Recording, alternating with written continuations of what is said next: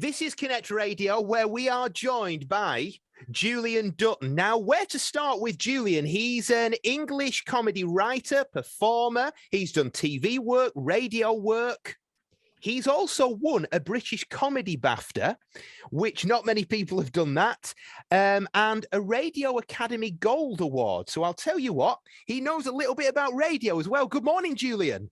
Well, good morning, Gareth, and good morning to all your lovely listeners. Or as John Le Mesurier, Sergeant Wilson from Dad's Army would say, it really is awfully nice to be here. It really is. And a jolly good morning to all your lovely listeners on Connect Radio. Thank you so much.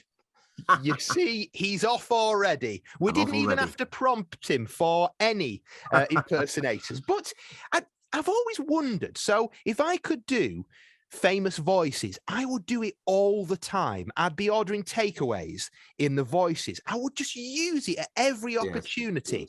Do you do that? Or after a bit, is it just like, you know, it's my job? Well, I think it would drive people a bit mad, to be honest, if I did it all the time. It's a bit like, you know, a conjurer doing card tricks constantly during a conversation. No, I love doing impressions. I've always done them way back from school. And like most impressionists, you know, I began sort of impersonating teachers at school. And then I grew up with the lovely old sitcoms of the 70s. I grew up in the 70s and I just fell in love with all the old comedies, you know, the brilliant sitcoms of the 70s. Dad's Army, Lost the Summer Wine, Porridge. And so I started impersonating those, my favorite stars from those characters, like John Le Mesurier, Sergeant Wilson from Dad's Army. So when I started doing a stand-up act as an impressionist, those great old shows fed into my impressions. And I tended to avoid politicians because people like John Coleshaw and Rory Bremner sort of did those politicians. So I avoided politics and I went into sort of my stand-up act included lots of characters, my favorite characters, like as you mentioned, you know, you're a Last of the Summer Wine fan. Yes. So I would do Peter Sallis, who played Clegg in my act. I take them out of context. So I would do Peter Sallis as in a war film, you know, playing Hitler. Cracking blitzkrieg going. Why don't we celebrate the annexation of Austria and the invasion of Poland with a nice plate of Wensleydale? And I would do, I'm trying to think now, I would do Sergeant Wilson, you know, John Le Mesurier from Dad's Army. I'd do him in The Godfather. Don Corleone, Hyman Roth has wiped out 18 of our men in Las Vegas. What do you suggest that we do? Well, I really think it would be awfully nice if we could all just get on with each other, don't you think? I think the heads of the 5 families should all meet up in the Marigold tea rooms, you see. So I would do all the characters I loved, you know, from all those old sitcoms. And when Peter Sallis died, they did have a problem because obviously he was known for his voice. And did you ever get the call of them saying, is there any chance that you could take over or at least maybe audition for taking over the voice of Wallace? Well, it's funny you should say that, Gareth. I'd love to have taken over from the great Peter Sallis.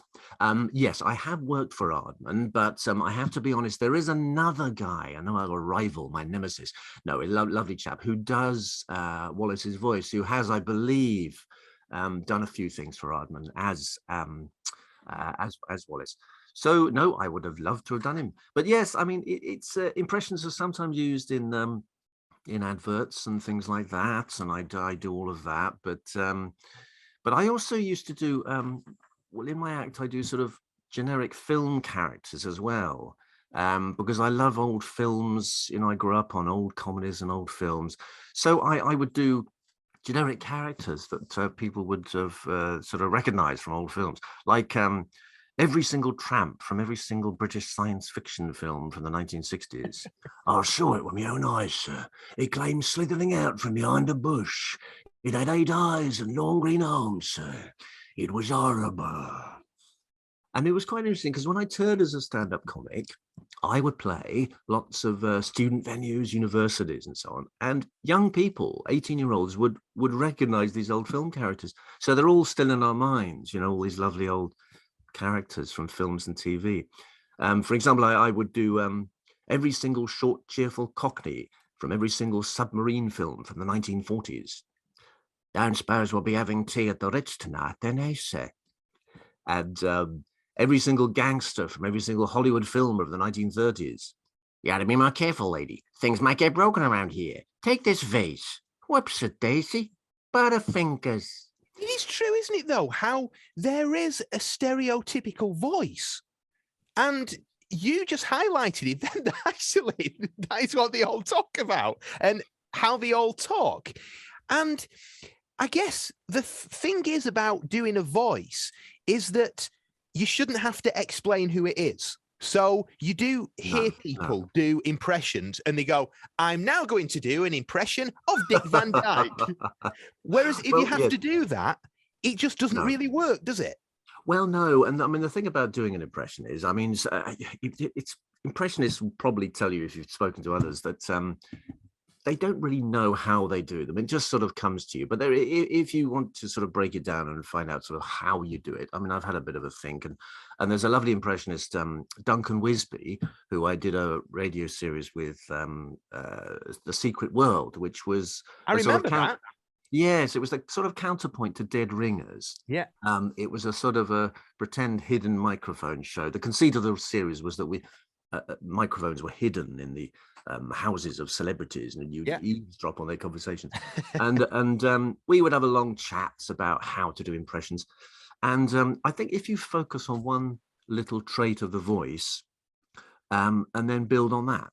For example, Victor Meldrew from One Foot in the Grave. I struggled to get him, years ago, but then I realized that he had a way of emphasizing the D's and T's in his words. Like, so as soon as I sort of got that, I built on that. Like, sort of, he would say, oh God, I don't believe it. So you then build on that little thing. And as I say, I would, my act is sort of people I love, like, as you say, Last of the Summer Wine. One of my favorite actors to do is Brian Wilde, Foggy from Last of the Summer Wine, the classic sort of years. And I would do, as I say, I would take them out of context. So I do Foggy as Taxi Driver, the Robert De Niro character in Taxi Driver. Are you talking to me? Are you talking to me? Well, I think you must be talking to me. There's nobody else here. Because I think I better warn you, I'm a trained samurai warrior. Oh, yes. And of course, it's all built on their, from their characters, the recognizable characters in the scripts. Because Last of the Summer Wine was one of my favorites. And as you say, I built a show around it. I was touring a one-man Last of the Summer Wine show where I would recreate 3 episodes on stage.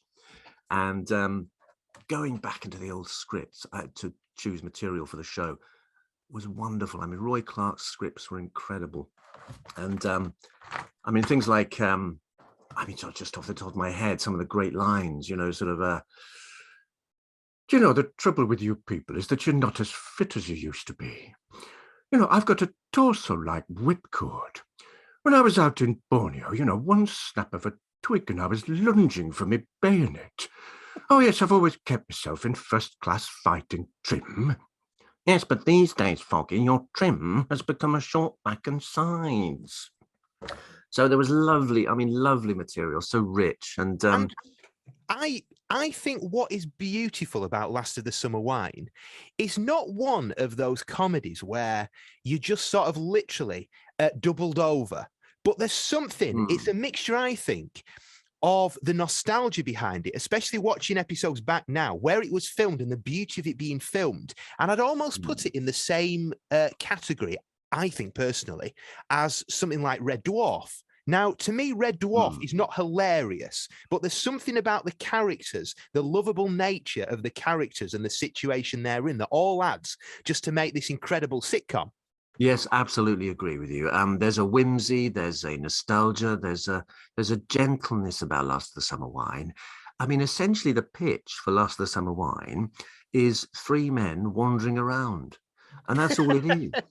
3 men wandering around, chatting, and they look back on their school days. They wander past their old school. And it's that wonderful sort of sense of, I think British people essentially are always, maybe all over the world, but British people especially, are looking back at the past and having fond memories of the past. And it's an idyllic past that perhaps never quite existed, but it's that wonderful sense of nostalgia. And I think Dad's Army had that as well, where it's a looking back at a sort of quality of spirit and a positivity and a gentleness that is perhaps missing from comedy today. And that was the key to the success of those comedies, I think. But yes, Roy Clark was incredible. I think it's the longest running, Last of the Summer Wine is still holds the record, the longest running sitcom in the world, which is an extraordinary feat. And what's really upsetting is that the BBC decided to axe it and they didn't give Roy Clark enough time to do a proper ending, which is absolutely, it's a tragedy. But I was watching an episode. Now, this was probably an episode in maybe probably the early 90s. Yes. And the characters, they were talking about getting old. And one of them said, well, I'm nearly 53 now. And you're there thinking, hold on a minute, 53? Well, for a start, that's opened up a right can of worms. Why aren't you working every day? Where's everything else in your life that a normal 53-year-old would have to do? But it's almost just like the audience accept that, don't they? That's a very good point. The characters in Lost of Someone were obviously retired, and they never were, but they were sort of below retirement age. Yes, they seemed to retire early. I mean, Foggy did go to Oswestry in his military life. I mean, I think he was just a cook in a military camp, and then he came back to the series. But yes, that's extraordinary. And I think I read an incredible statistic the other day that Ian Lavender, who played Pike in Dad's Army, is actually now older than Godfrey, Arnold Ridley, who played the oldest character in Dad's Army. So Pike is now older than Godfrey. I know that sort of bends the mind a bit, but time is ticking. Yes. We'll play a song and then more from Julian, and we've got to touch upon when he worked with Matt Lucas in what was a pretty groundbreaking comedy. Right, we need to crack on here. We've not got enough time for music, but that's Saint Motel with Move. It is Connect Radio, and we are joined by comedy performer, comedy writer, and impersonator, Julian Dutton. A lot of love coming in here. And Alan says, well, I can't believe he mentioned classic 70s TV shows, and he hasn't done a Frank Spencer yet. Now, come on, Julian. That must be one of the first ones that you ever learnt to do. Oh, gosh. I mean, so many people do Frank Spencer. Lenny Henry started, when I watched him as a youth, he did a wonderful Frank Spencer. I mean, I don't actually do him fantastically, to be honest. Lenny Henry, I always leave, when somebody does a perfect impression, I leave it to them, like John Carshall, Rory Bremner. Oh, Betty, the cat's done a whoopsie in my beret. That's the best I can do, I'm afraid. What do you do when these characters get older? Because, for example, now, the Michael Crawford that you hear, even if he was to do the character of Frank Spencer, it wouldn't sound like Frank Spencer. So do you ever have to adapt these impressions as the person gets a bit older? Well, I don't know. I think when impressionists do a voice, they're doing a sort of an ideal voice or an impression of somebody from that's still in people's memory. I mean, I don't think one would do impersonate Pike from Dad's Army as he now is. I mean, he's 75, isn't he? But so yes, no, I don't think you have to adapt. You sort of, once you've fastened on a voice, for example, Alan Bennett. I mean, Alan Bennett's voice he's one of the loveliest voices I know. His voice has changed over the years, but I think what I do. In my act I do Alan Bennett as a rap artist. I love taking them out of context completely. So I do Alan Bennett as Grandmaster Flash. Don't push me because I'm close to the edge. I'm trying not to lose my head. Do you know it's like a jungle sometimes? It makes me wonder how I keep from going under. I said it's like a jungle sometimes. It makes me wonder how I keep from going under. So that's a sort of youngish Alan Bennett, really, and I don't think he sounds like that today. He's a bit old. So yes, you pick a sort of an ideal age of your subject. And how did it happen with Matt Lucas? Because I mean, it was Mm. groundbreaking stuff when you co-created. So I said it wrong. I said that you starred in, but you did more than that because you co-created the Yes. whole sort of idea behind Pompidou. Now, I thought this was fabulous. I really loved it. And my Thank you. wife, Thank you. it took the first episode, she was just like, I don't understand it. It's like a strange version of Mr. Bean. But then she Yes. got to like it, and the kids fell in love with it. Now, it was the first Lovely. visual comedy TV series made for almost 20 years by the BBC. So Yes. getting something commissioned like that must have been a nightmare. Well, it was a long process, actually. It took a few years. Yes. Well, basically, well, thank you for your lovely comments about Pompidou. It was meant to be a family show, which is great. It was intended to, just for in case listeners don't know, it's a Matt Lucas's last comedy series, which was a mainly visual comedy series, lots of slapstick, called Pompidou, which went out on BBC Two. Yes, I've always been a lover of silent comedy, visual comedy, Laurel and Hardy, Chaplin, Keaton, etc.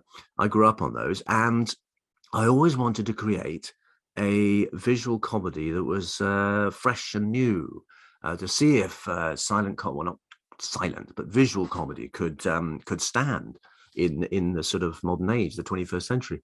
And so, yes, I pitched it around, and the BBC had a few chats with me. And then I met Matt Lucas. I'd known Matt for many years, actually, because we started out as stand-ups together in roughly the same time in the early 90s. So we'd play clubs in London as stand-ups. And so I knew him from those days. So I thought, yes, Matt looks fantastically funny. He's one of these comedians who looks funny. You just look at him and you laugh. He's got that charm and that lovely visual appeal. So you have to have that in order to do visual comedy, because there are wonderful comedians, but if you just say, oh, do something just visual, you wouldn't get them to be incredibly funny. But he is visually funny. It's So almost, yes, we sorry, it's almost a bit like Tommy Cooper, isn't it? Where Tommy Cooper, he was just such a visually funny man because he was so tall and his deadpan face. And Matt Lucas is the same. He's those type of people where how he looks is just funny. And I mean that in the most nicest way. He's such a talented man. So you had this script. It was taken to the BBC. Did you have a choice that Matt Lucas was the person to play it? Well, yes, because I had meetings with Matt and he loved the script, and we proceeded from there, really. And with Matt on board, we both went to the BBC and said, look, do you want to do this? It's a slapstick family show. We want to appeal to kids as well as parents. And we wanted to find out if there was still room on the airwaves on broadcasting for a mainstream family show. Because I remember when I was young, lots of sort of Saturday tea type shows that were sort of, I'm thinking of Russ Abbott's Madhouse and programs like that, which are Little and Large, shows that weren't sort of late evening classic comedy shows like Morecambe and Wise, but the early evening tea time shows, Saturday tea time. We wanted to go for that slot, a family show, children, adults. So we put kids gags in there, parents gags. It threw a lot of people, actually, because Matt is obviously well known for his edgy comedies, slightly pushing the envelope, a Little Britain, grotesque, slightly dark around the edges. And so along came Pompidou, and it was this bright and breezy slapstick comedy. So it took a little, it took people with a little surprise, but it did very well. And we were trying to create something perhaps that has been lost, and as you say, it was the first visual comedy for 20 years since Mr. Bean.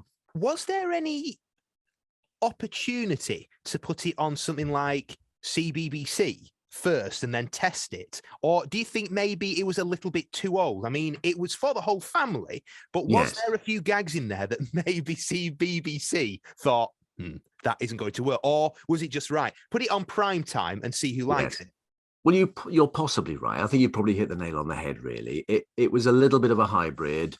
I mean, to be honest, Gareth, I think it's because the audience itself, that kind of family audience, has gone. Or rather, broadcasters have sort of decided that family audience has gone. There are no family shows left, really. I think TV audiences have kind of splintered and atomized and fragmented. So many different channels. If, they came up with BBC Three and they said, right, everything on this channel is for 18 to 25s.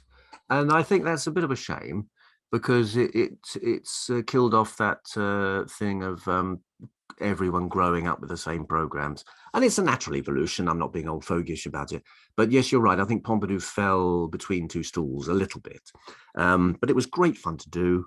Matt's a great talent, and it could have gone on to CBBC. We could have steered it towards CBBC or a more adult channel. I read an article that there was talks about bringing a film out. Is that nonsense, or is there any truth in that? Oh, I can't comment, but I think, yes. I mean, a film is always sort of bubbling along. A film idea would be great. But I can't really say okay. when or if that is happening. I sound a bit like a sort of a CIA agent. You know? I cannot comment on that mission. And if that mission did exist, I would not be at liberty to talk about it. Yes, I'm sorry, I sound like a secret agent. But yes, there a possibility, but I don't know when or if. So that was then. We've not got long. I mean, I said off air to you that we could talk for ages. Oh gosh, yes, so yes, much. yes. And honestly, this is really where I'm at. I love this type of conversation, speaking to people who create the comedies that I love and we love. But just quickly, what have you got coming up? Because for you, audiobooks is the way forward, isn't it? Oh, absolutely. Yes. I'm very, very excited to be launching a new audiobook company, Ariel Audio, in partnership with Soundwise. And what we're doing is creating audio, because basically COVID stopped all touring for me. I was touring in a John and Measure show and a Last of the Summer Wine show. COVID stopped all that. I got long COVID, not quite match fit, possibly returning to touring later this year. But in the meantime, lots of actors have adapted to the new situations, as lots of people have had to. So I've created an audiobook company. And what we're doing is we're specializing in the golden age of fiction, the 1920s, the 1930s, up to the 50s. And it's all those books that Audible don't actually stock or sell as audiobooks. It's those, it's Agatha Christie, Edgar Wallace, the Jerome K. Jerome, and all those lovely old books. Ariel Audio will be a sort of a second-hand bookshop equivalent to Audible's Waterstones High Street bookshop. So very excited. It's launching on February the 1st. So if people want to check it out, Ariel Audio. And I've got a lovely group of myself and some lovely vintage actors reading these wonderful old stories. I always think the thing about audiobooks is it's all in the voice. Now, I listen to audiobooks a lot because to read a physical book takes me such a long time. But yes. I'm currently, not reading, listening to the autobiography of Shaun Ryder. Now, don't judge me on that. But the thing is that he narrates it himself, and he's not very good. Now, the content of the book is brilliant, hearing about the early days of the band. But if you then compare it to when I listened to Matt Lucas's autobiography, there is a trained actor who knows exactly how to narrate things, and the difference, it just gives a proper insight into it. So will you be doing any sort of the voices, any of the characters in the books? Oh, of course. Well, as an actor, and I'll be using other actors, we will be doing loads of voices and bringing the stories to life. I'm hoping to record as an audiobook John de Maizière's autobiography, a jobbing actor, because it's full of lovely stories. For example, he tells about his war service. During the war, I was an ARP warden. That's right, an air raid warden. My job was to try and keep everybody calm during an air raid. My technique was very, very simple. One night I was in Dolphin Square and the bombs were raining down all around us. And I said, now listen here, everyone. It really would be awfully nice if we could all just keep as calm as possible, don't you think? And it seemed to do the trick. So I'm hoping to read his whole autobiography. We're trying to arrange that now. But at the moment, Ariel Audio will be lots of lovely old stories, all our favorite classics from yesteryear. Well, we'll keep an eye on that, and maybe we can have you back on again in the future when it's launched, and you can tell us some of these fabulous titles that you've got. Julian, it's been an absolute pleasure. Thank you so much for your time. Well, thank you very much, Gareth, and thank you to all your lovely listeners on Connect Radio. Thank you. There we go, ladies and gentlemen. I told you it'd be good. Julian Dutton.